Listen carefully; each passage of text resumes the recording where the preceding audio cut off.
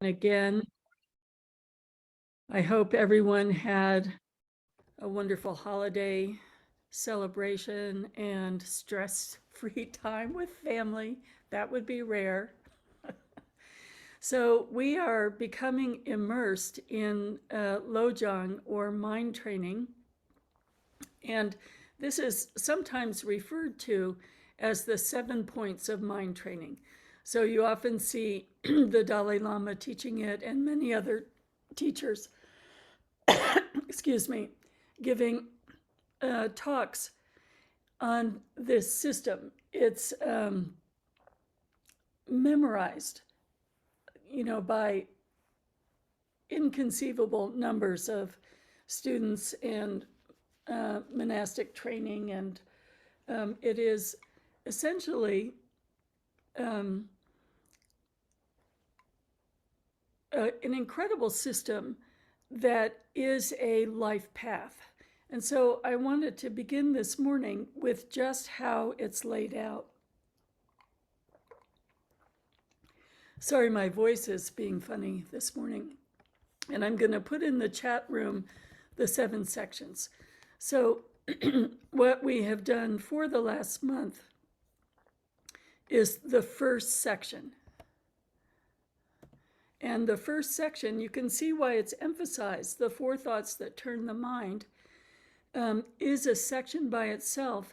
And it is how strongly we understand this and contemplate the 4 thoughts that turn the mind that determine how deeply we take to heart the whole rest of the training. And so the Tibetans are always beginning and ending every major training with the 4 thoughts that turn the mind. And we think we know them. But as we develop in our Dharma studies, we realize how essentially they are and how profound they are. So now we're moving into the next section, which is called the main practice, which is training in bodhicitta. And in the way studies are presented in the Tibetan system, there is the most sort of complex understanding, or the most overarching understanding presented first, and then a step-by-step explanation of it. So the main practice, which is bodhicitta, starts out with absolute bodhicitta, not the simplest understanding of bodhicitta, but a reminder that we are essentially embarking on this training to understand absolute bodhicitta. And the qualities of absolute bodhicitta are the gentleness of compassion, the vibrant clarity of wisdom or prajna, and the openness of emptiness. We have no word in our language that incorporates that all of those qualities. And another way of thinking it is wisdom and compassion and openness that is flavored with the warmth of loving kindness. The brilliant clarity of, like, when you light a match, that inseparable from the flame is the warmth. So often when we include emptiness, openness is a kind of friendly word, but it's that wisdom of emptiness that is a little bit frightening to contemplate, because we don't know quite how to understand it. But another quality or aspect of the openness, of the emptiness, is the womb quality of space for all potentials arising, the unborn manifest potential, and our own unborn manifest potential. So we're moving into absolute emptiness, and the slogan that takes us into the absolute bodhicitta, is regard all dharmas as dreams. And this is quite a significant teaching. And we're going to do a little bit of meditation with it this morning. But just think about a minute how we regard our dreams and how differently we regard our dreams than the narrative we create in our waking reality. So we could dream that, our beloved hit us in a dream. And then we'd wake up and we'd go, oh, that was so silly. How could I be upset about that dream? It was only a dream. How can I be holding on to that? Sometimes, we hold on to the shock of a dream like that, and then we laugh at ourselves. We have stress dreams that repeat over and over again, but we wake up and we go, oh my goodness, there was that missing the train dream again, or missing the airplane dream again. And we have nightmares, and we wake up and we go, oh, it was only a dream. So if we could begin to understand how our waking experience is like a dream, we could start to hold our waking experience with more openness, with a lighter touch, with more curiosity, and with a sense of allowing it to evaporate rather than concretizing it into a narrative that starts to define our life. So one of the longer quotes or longer translations of this slogan is, regard all dharmas as dreams, all experiences as passing memories. And that is actually an observation about the truth. If we think of what our experience is a moment of sensory contact. And by the time we name it and label it, it's already a memory. The first moment of that contact has passed, and it's in the second moment that a like or dislike arises, and then in the third moment, a naming arises. Unfortunately, we don't do that. We have a sensory contact, like someone might speak harshly towards you, and immediately we zip into a narrative, bypassing an observation of, I'm hearing it, I'm labeling it, I'm constructing a movie. And we're already in the narrative, and not only are we in the narrative, we have made a pattern. They always do this, people always do this to me, this happens to me all the time. So by regarding all dharmas as dreams, we're really examining how we turn experiences that are momentary and ephemeral and passing into constructed patterns that are flexible and that we can change anytime we choose to change by just regarding them differently. So when I was contemplating this, I'll bring it next week. I have the little notebook that I kept when I was at Gampo Abbey, just sort of putting reflections and quotes with the slogans. And so I found this quote from Guru Padmasambhava: "Do not conceptualize your experience, it just makes you attached and angry." So some of us may be thinking about our holiday celebrations. Do not conceptualize your experience, it just makes us attached and angry. So if we contrast that with a dream, particularly a recurring dream,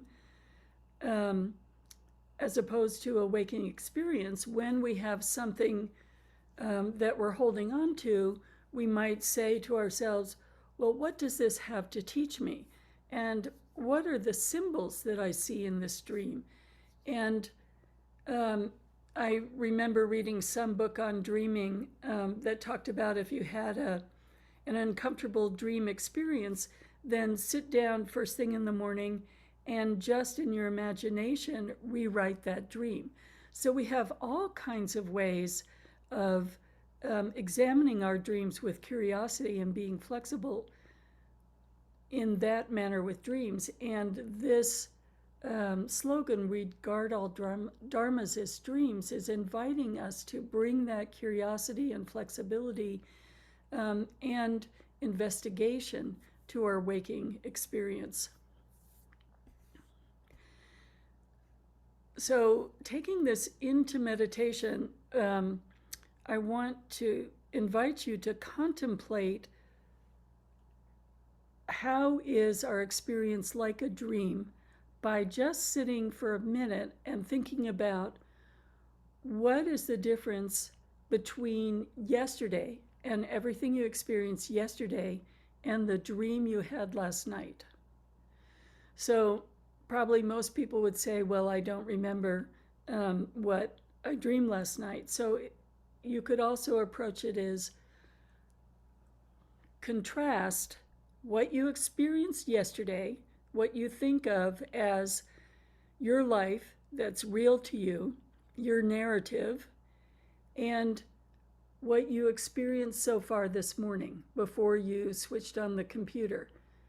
What it was like to wake up, what it was like to have your breakfast, what your thoughts were. You might have had conversations already. And just look at the difference between yesterday and this morning in terms of how are they different? How are they actually like a dream, in the sense that all of our experiences are just a passing memory. So the dream was a passing memory, yesterday was a passing memory, and an hour ago was a passing memory. So let's just start with that and contemplate that.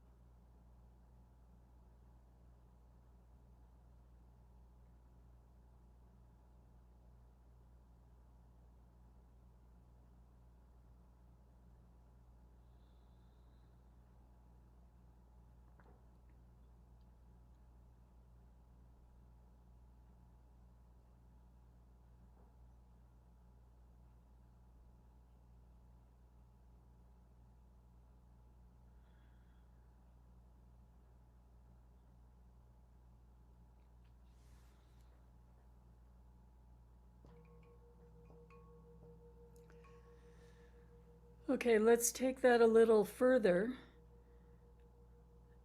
Um, just in meditation, in shamatha meditation, watch your thoughts move by. See your thoughts about your family, about your different issues. Just watch them arise and fall away, and see how each thought, as it passes, becomes a memory of that thought, instant by instant.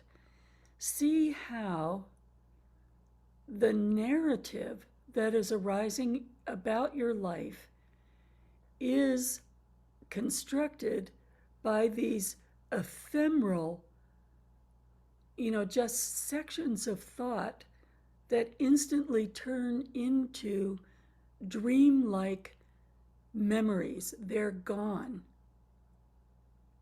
The second you understand the thought that's arising, it's gone, and another thought is arising.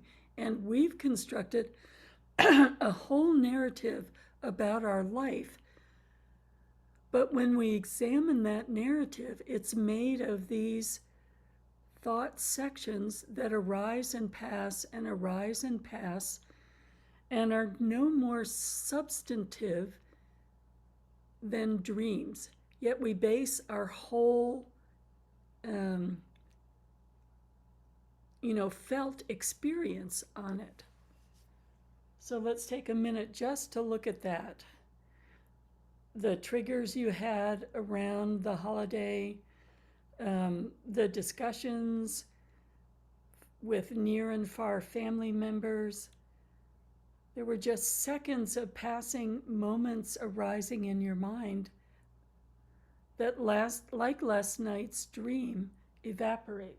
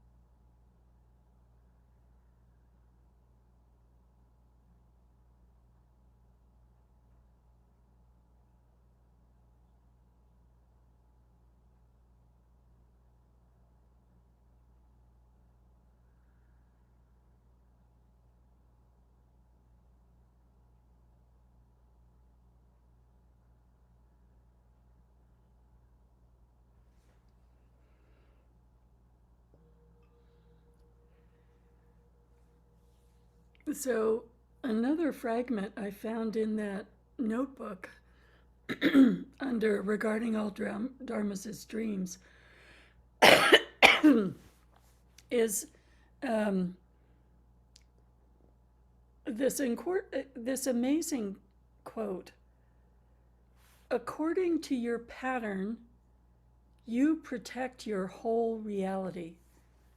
So, if we start to understand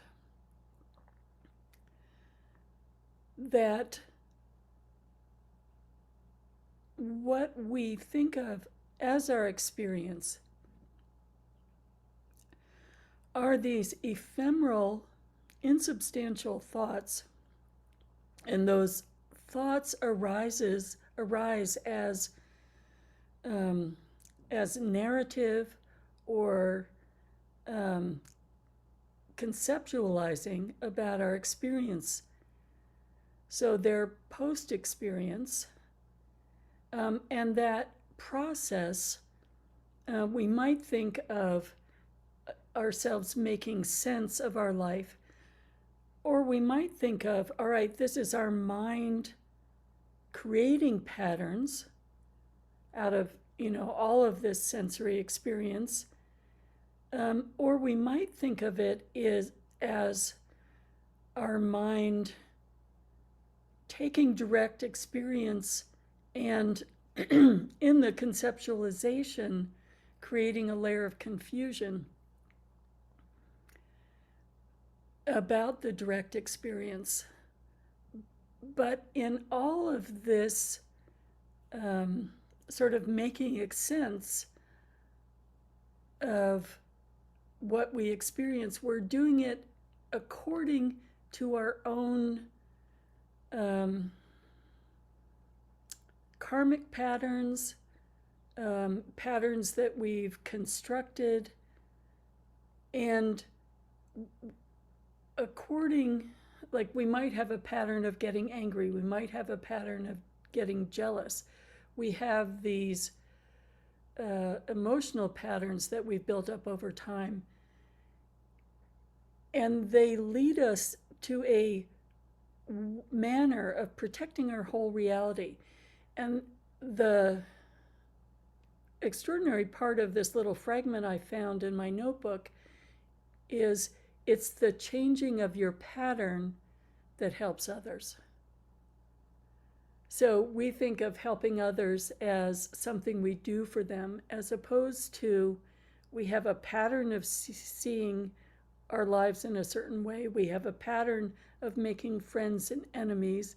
We build layers and layers and layers on top of that. We protect our whole reality that we've constructed with these patterns and due to these patterns.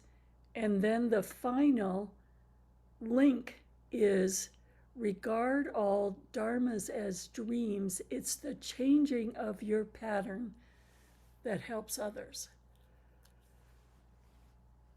So let's just take that in. Changing the pattern of our thinking, changing the pattern of responding and reacting, changing the pattern of always like and dislike. It's the changing of our pattern that helps others.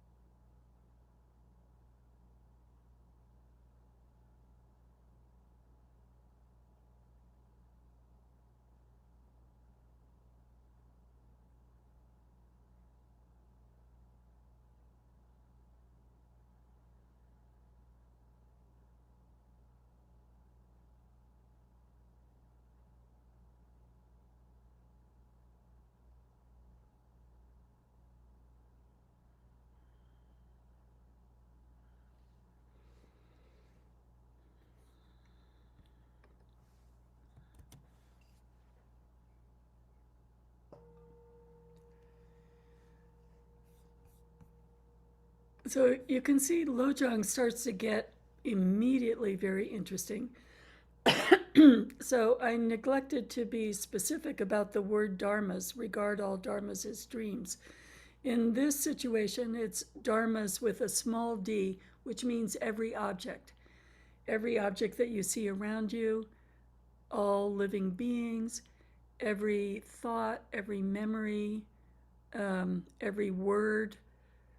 So, what I want to invite for discussion this morning is if we could understand regard all dharmas as dreams, how would that change how you are thinking about yesterday? Let's just say holidays are fraught. For everybody, they're fraught. Good and bad mixed, just plain fraught. So, regard all dharmas as dreams. How does that affect how you think about yesterday and how you start looking at your moment to moment experience today? So we'll close the Facebook and put and go into discussion groups for a minute. So, bodhicitta, excellent and precious mind, where it is unborn, may it arise. Where it is born, may it not decline, but ever increase higher and higher.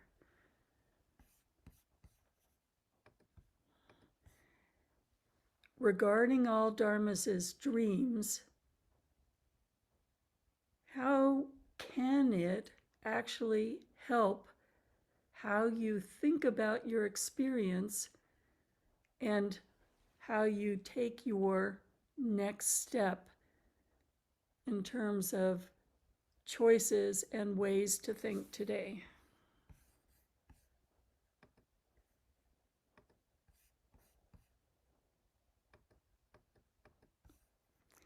So I'm just going to give about 5 minutes for discussion.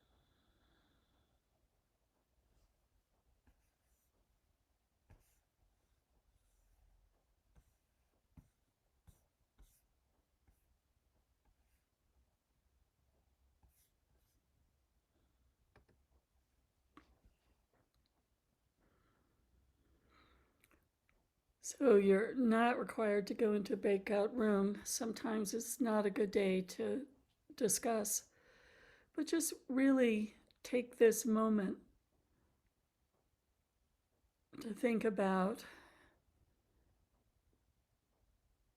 how significant things seemed yesterday, but today they're just a passing memory.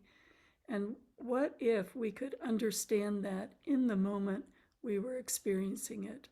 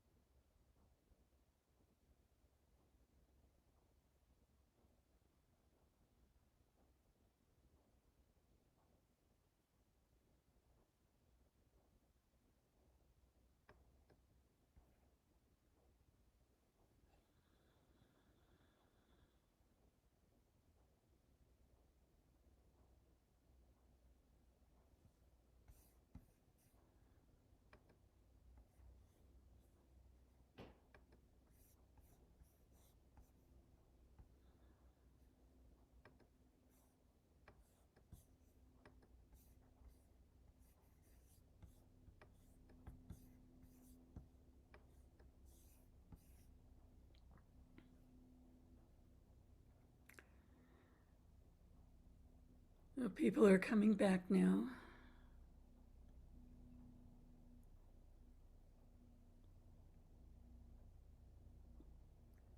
A couple of groups are having good discussions. They haven't left their room.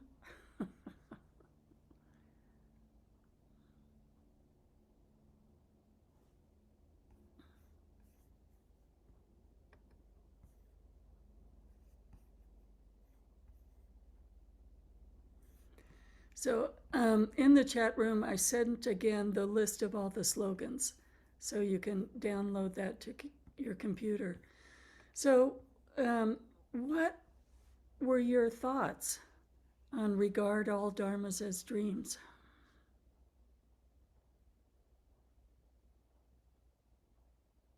How did it help you reflect?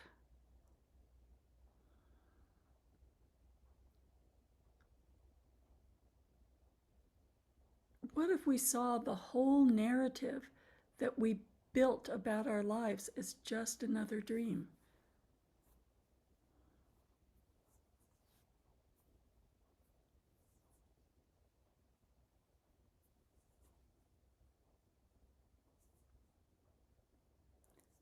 Thoughts, reflections.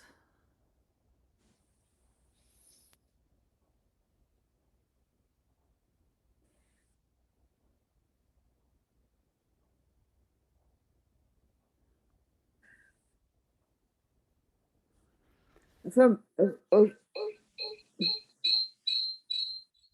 memories, I think memories are really important in my world. They're really important. I think you're too near your iPad or your other computer, Jenny. Well, I can't turn it. I'm trying to turn it off and I can't. There you go. Okay. I can't get my phone off.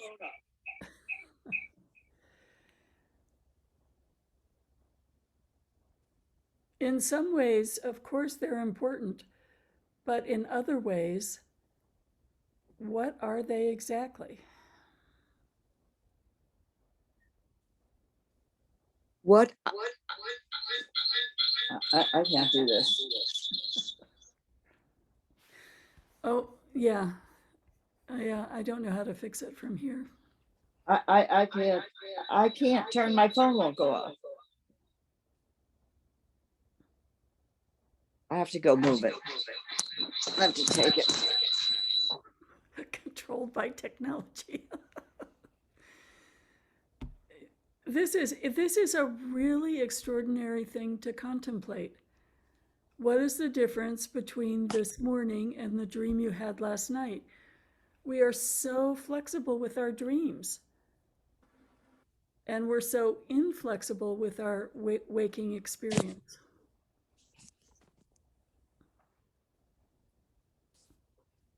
Hi, Khenmo, it's Eileen. Mm-hmm. In my case, I guess I just keep thinking how yesterday I made mountains out of molehills. But if I had looked at them like a dream, I would have thought, oh, it's a dream. So in that sense, it's helpful, really, to look at it, my life, at least memories, if I'm not living in the present moment, which I'm usually not, as not that big of a deal. I mean, sort of able to let it go easier, as opposed to ruminating and, going over it in my head or, having emotional attachments to it all. It's almost liberating to look at it like that. So, As usual, Eileen, yes. Absolutely. Absolutely. Remember last weekend, everybody was talking about how almost every family was fighting over how to gather during COVID, right? mm. Um, everybody in their own way was experiencing discord. But what if we could understand in the moment to regard everything arising as a dream? how differently we would behave and speak and, interact. Yeah. Khenmo, my spontaneous response to that was that I would be more open and joyful. Yes. Yes. When I think of, how critical I can be of little experiences. It's cold today, walking isn't as much fun, just a pattern of being critical. It's just another dream. Why do I have to keep that pattern going? How silly it is and how reductive of joy it is.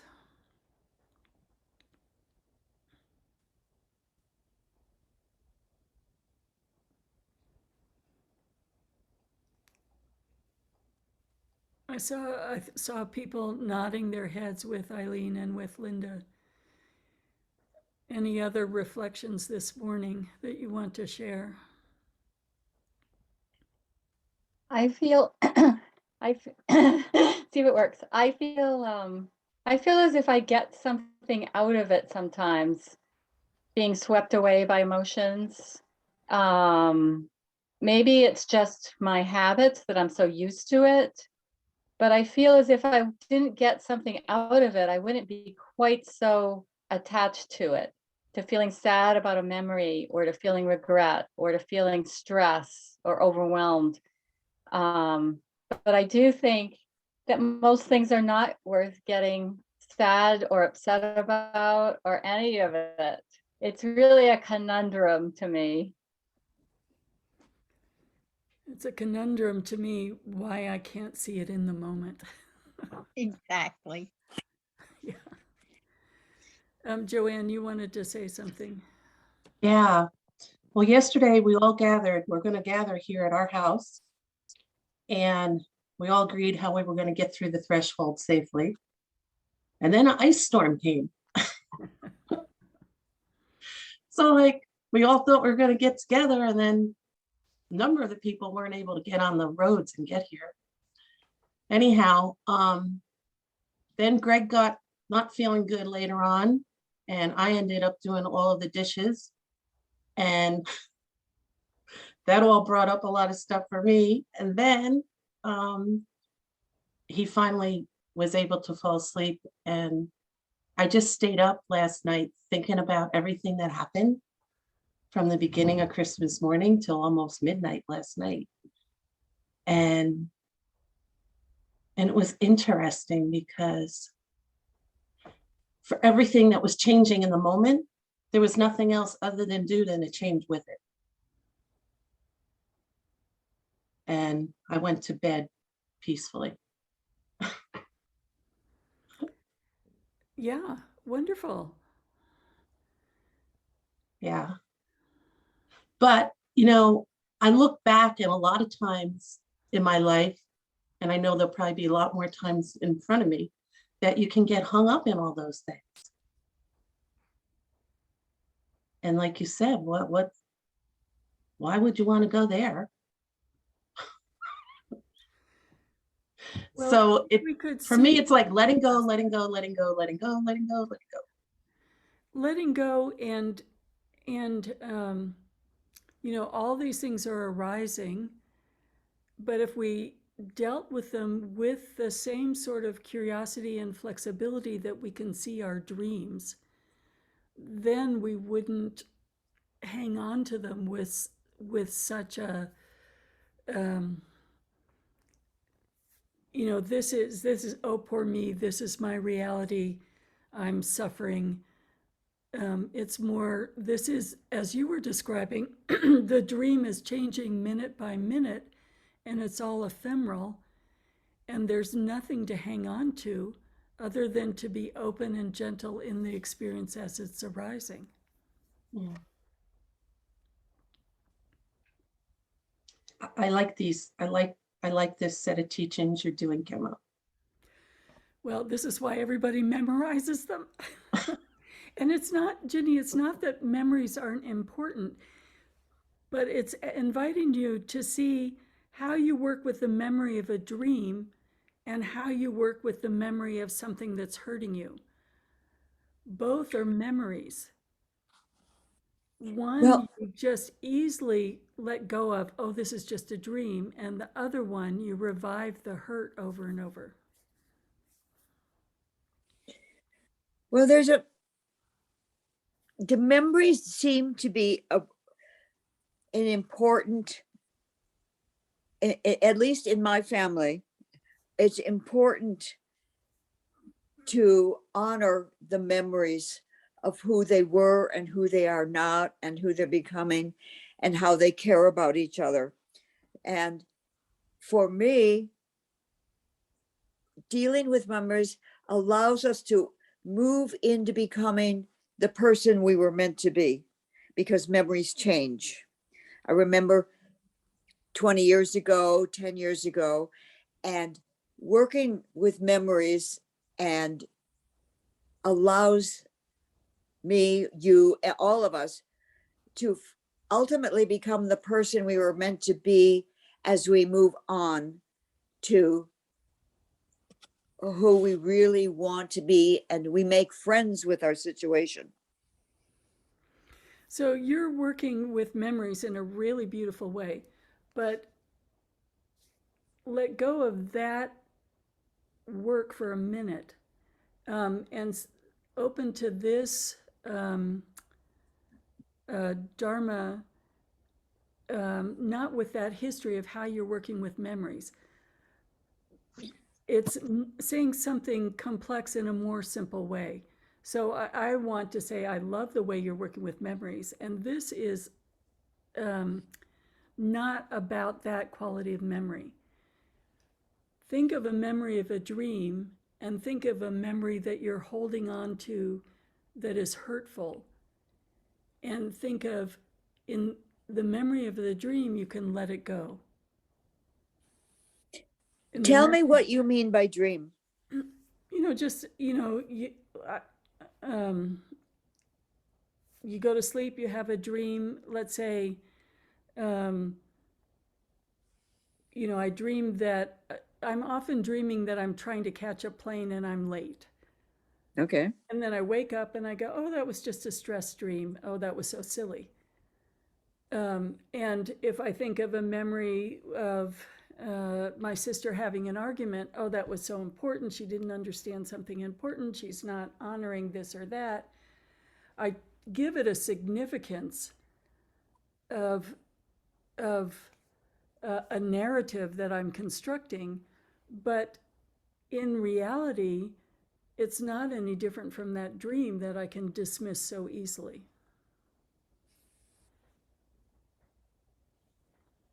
It's no more present than the dream was present when I was experiencing it. So I don't want to dismiss how you're working with memory because it's important and the way you're working with it has a lot of wisdom. But this is trying to make a connection to dream and the momentariness of thoughts. The momentariness of thoughts. Okay.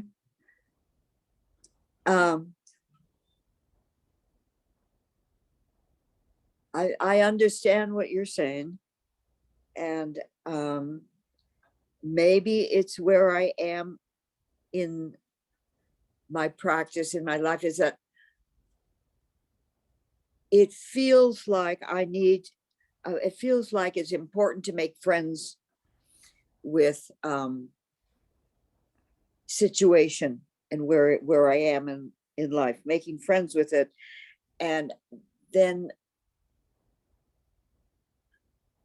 it's the work it feels important to do right now. Right.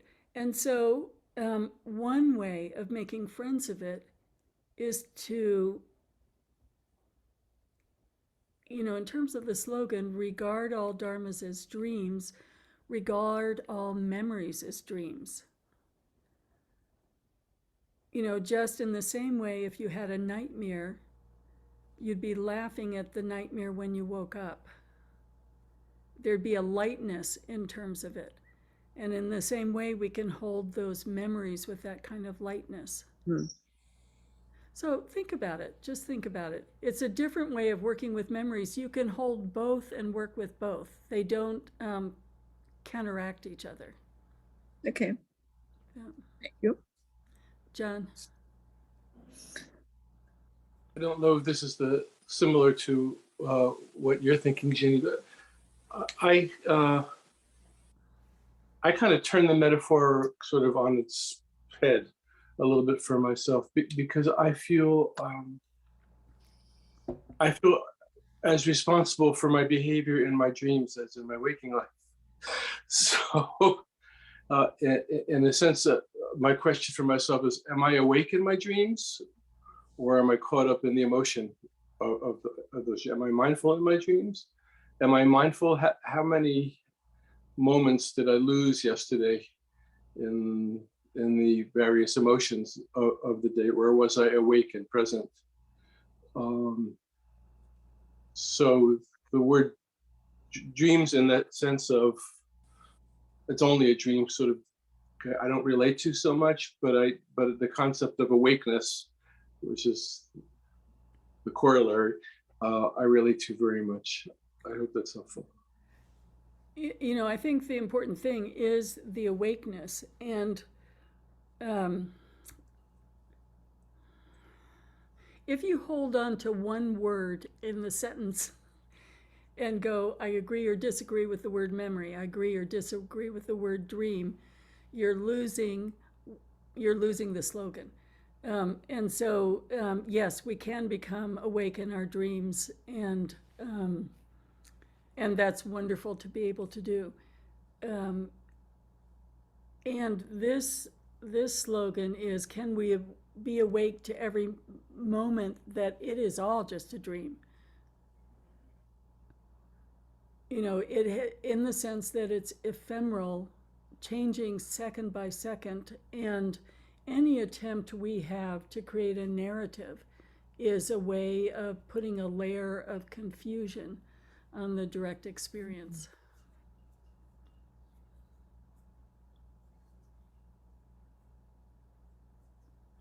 I'm going to read that quote again from Guru Padmasambhava, if I didn't close that program. I'll have to remember it. Don't conceptualize your experience. It'll just make you attached and angry. Which I thought was cute. All right, so Linda says she doesn't see anything in the chat. I'm going to put the Lojong slogans again in the chat, and I will put it on their website eventually, sometime this week. And these slogans, again, this is the overarching view part of the slogan. And we want to see how we get caught up in life over and over again, not being mindful moment to moment, not being kind moment to moment. And this is one way to start to connect to our lives in an awake way, by seeing the dreamlike quality of how every single experience passes into a memory in the next second. And that memory can only be ephemeral, just like the dream is ephemeral.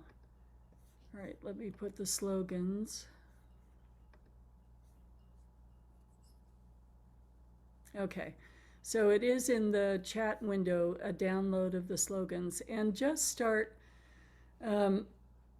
this whole exploration in a gentle, open-minded way with a kind of lightness, and see what you learn from it. And, you know, there are something like, I don't know, 40, 50 slogans.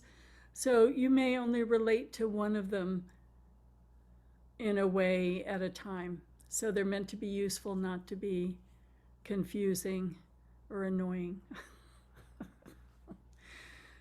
So just reflect on this week and see what you can learn from it. All right, dedication prayers.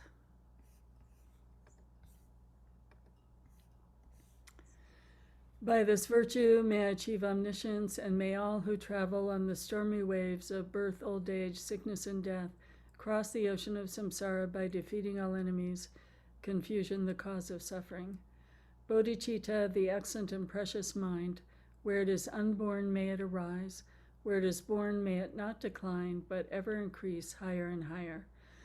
I pray that the Lama may have good health. I pray that the Lama may have long life.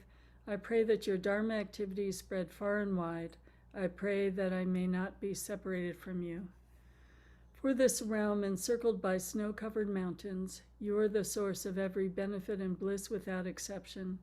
Tenzin Gyatso, you who are one with Avalokiteshvara, may you remain steadfast until samsara's end.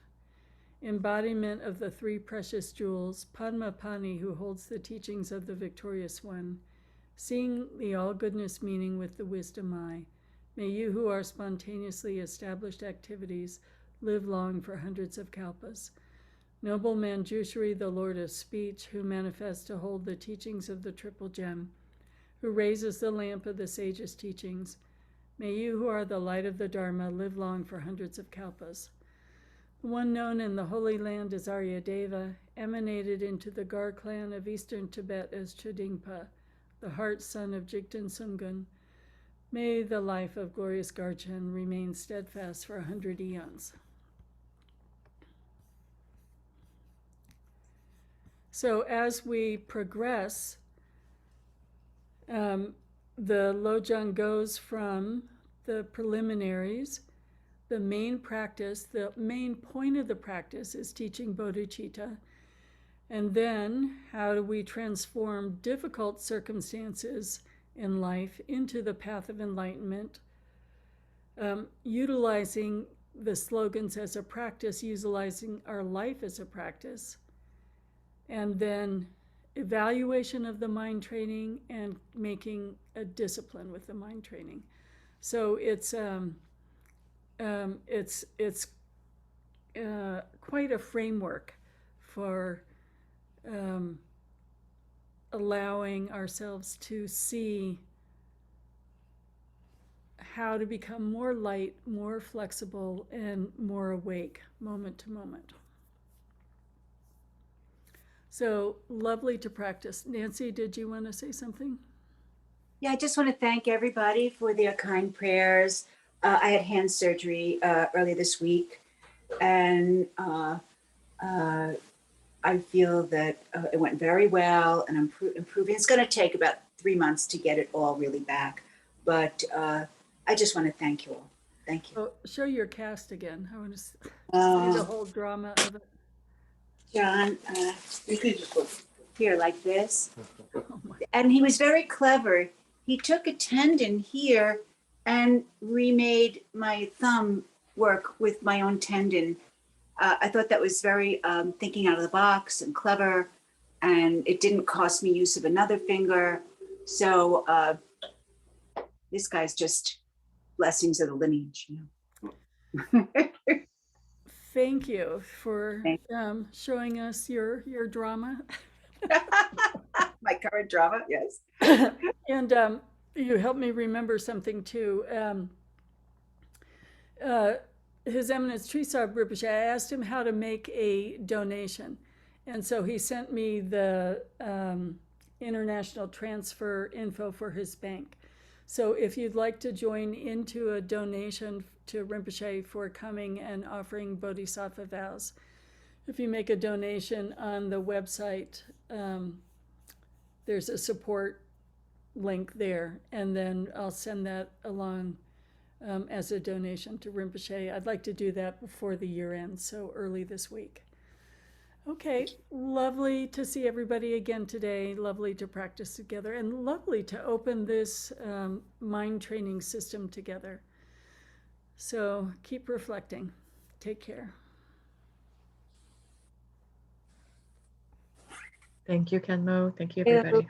Thank Thank you. you. Bye for now.